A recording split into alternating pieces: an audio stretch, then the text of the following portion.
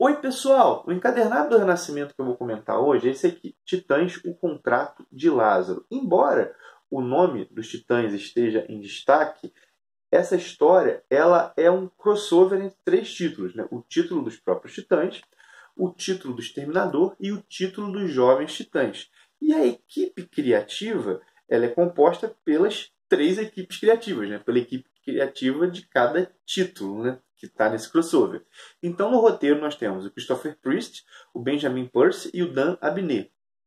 Nos desenhos, nós temos o Brett Huff, o Khoi Fan, Carlos Pagulayan, Roberto Viacava, Paul Pelletier, Phil Hester e Larry Hama. É uma equipe enorme, né?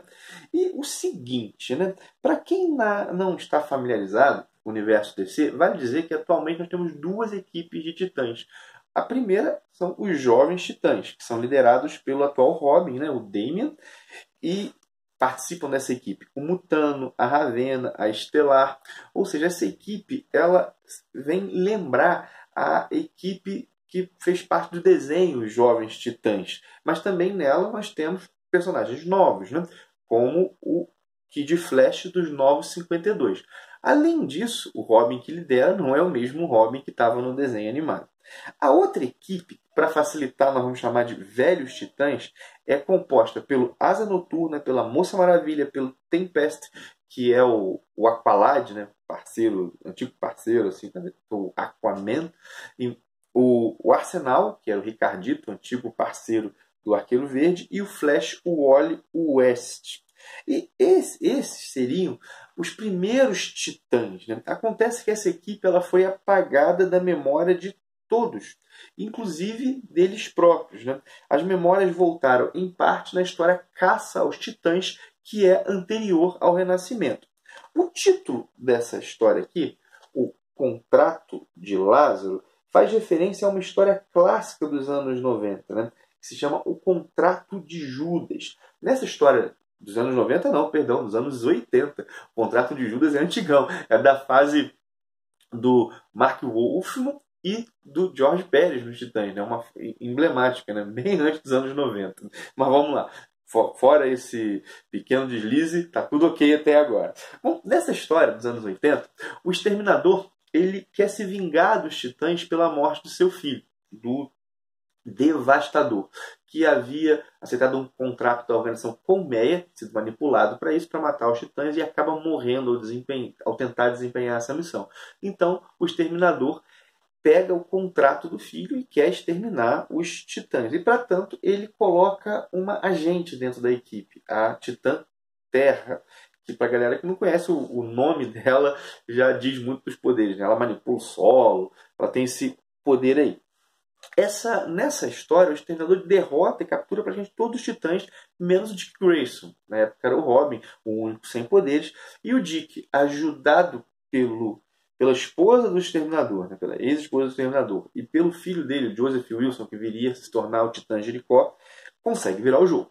Bom, na história de hoje, né, a gente está comentando hoje, o Contrato de Lázaro, também nós temos um Titã que tem um acordo com o Exterminador. É diferente da história anterior, né? Mas ele tem um acordo, e por isso ele pode ser visto como um traidor. E também nessa história, o Exterminador é movido pela morte do filho. É a morte do filho que move todas as ações dele aqui. Dando uma pequena sinopse, o que ele quer fazer é usar os poderes do Flash, o Wally West, para voltar no tempo e salvar a vida do filho. E essa história aqui ela tem várias referências à cronologia da DC. Tanto as histórias recentes, né, das duas equipes e do Exterminador, quanto algumas mais antigas. No geral, isso não impede de compreender a trama, não. Menos um ponto que eu vou levantar mais no final, mas no geral dá para compreender bem a trama, né? A gente vê coisas assim, por exemplo, a filha do Exterminador é dito na história que ela está ferida. Mas eu não sei como ela se feriu, mas isso não impede de entender a história. Bom, a gente parte do pressuposto que ela foi ferida, a gente só não sabe como, né? E eu, por exemplo, eu não estou atualizado com a revista dos Jovens Titãs. Está até aqui em casa as mensagens dos últimos 6 ou 7 meses aí, mas eu não li ainda. E isso não me atrapalhou de entender a história aqui. De todo modo, esse encadernado é melhor apreciado porque quem está familiarizado, ao menos, com a mensal do Exterminador. Essa que é mais importante para apreciar. Mesmo que não para entender a história de tudo, mas pelo menos para aproveitar melhor certos detalhes. E também uma outra história que é importante é aquele especial Universo DC Renascimento, que mostra o retorno do Wally West ao universo DC. E, cara, essa história aqui, ela mexe com o vespeiro, que é a cronologia da DC. E um vespeiro difícil mesmo, né? Por exemplo, o Wally West, que é o segundo Flash, né, o Flash que herdou o manto do Barry Allen, que havia morrido na Crise das Infinitas Terras, ele foi apagado da cronologia DC nos 952. O especial que deu início ao Renascimento trouxe o Wally de volta. Ele volta, ele quer que o Barry lembre dele, quando o Barry lembra dele, ele volta. Né? Só que o mundo inteiro o esqueceu. E ele começa a ter contato com as pessoas começam a lembrar dele, mas, por exemplo, aquela que tinha sido a esposa dele, o casamento nunca existiu, os filhos dele nunca nasceram. A pergunta é, as aventuras que ele viveu anteriores ao Renascimento, né, aconteceram ou não? Nessa história, às vezes parece que sim. Em alguns momentos parece que não. Parece que ele é sobrevivente de uma outra linha cronológica, né? Embora em vários momentos diz que não, os titãs viveram, foram amigos, ele participou. Só que isso não está muito claro, porque ele é um deslocado no tempo. Ele não tem família, não tem nada disso. Né? E essa confusão não acontece só com o Wally, não. Ela acontece com o próprio Jericó, com o filho do Exterminador, que tem um papel importante nessa história. Mas, por exemplo, o contrato de Judas parece ter acontecido a história. Mas o Jericó teve papel lá? Ao que parece, não. Porque aqui, em princípio, é a primeira vez que ele encontra os titãs. Né? Talvez alguém mais versado na cronologia DC do que eu possa conseguir arrumar isso melhor. Mas eu confesso que, para mim, a coisa está um pouco confusa. É claro que essa confusão pode ser lida de maneira positiva. Vamos usar aquilo que a gente chama na academia de caridade hermenêutica. Né? Vamos tentar dar a melhor interpretação possível de uma coisa. Né? Os personagens, na verdade, está tudo confuso com eles, não porque há uma confusão no roteiro, mas porque a realidade deles é confusa. Como alguém manipulou a realidade externamente, esse é o plot do Renascimento, né? E comeu 5 anos ou mais, alguns anos aí do universo DC, está tudo confuso mesmo, mas porque a realidade interna é confusa. E resolver essa confusão vai ser parte do trabalho que as histórias vão fazer. De novo, estou sendo assim caridoso na interpretação. E o seguinte, tem alguns pontos mais fracos aqui. A solução elaborada com Robin para vencer um certo desafio ao final da história, ao meu ver, pareceu meio gratuita, não me convenceu. Mas, de todo modo, essa história, embora não seja assim, uma grande história, ela tem consequências grandes, principalmente para o Exterminador. Na revista dele, que é publicada aqui encadernada, já saíram 3, inclusive já foram comentados aqui no canal, nós vemos que ele carrega uma culpa pela forma que ele se relacionou com a família. Né? Ele tem relacionamento muito conturbado com a família.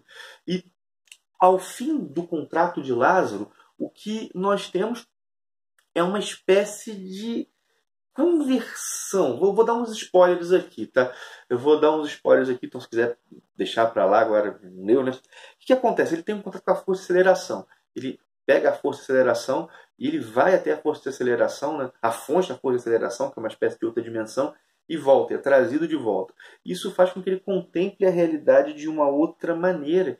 Inclusive, largue a vida de mercenário. Diga que acabou a vida dele como exterminador. E ele procura todos os seus, aqueles que ele gosta, e faz uma proposta ao fim dessa história aqui, que eu não vou dizer qual é. Né? Dei alguns spoilers, mas não quero entregar tudo. Né? Isso é o epílogo dessa história aqui. E para esse epílogo, para compreensão, para aproveitamento bem desse epílogo, eu acho que faz falta ter lido a mensal do Exterminador, né? Os encadernados aqui no Brasil. Por exemplo, tem a relação dele com a Poderosa, com uma Poderosa que fica meio gratuita se não souber disso.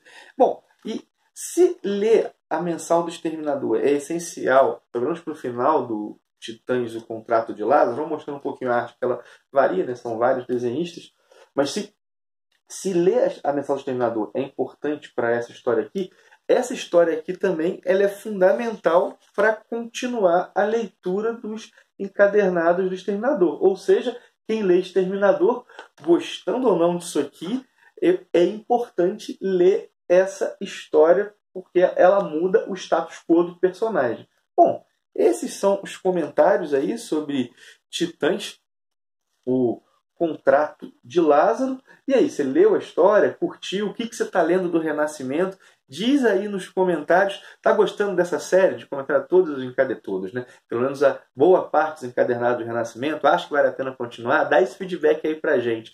Parando então, peça aquilo que você já sabe. Curte o vídeo se tiver gostado. Se inscreve se não for inscrito. Um abração e até o próximo vídeo.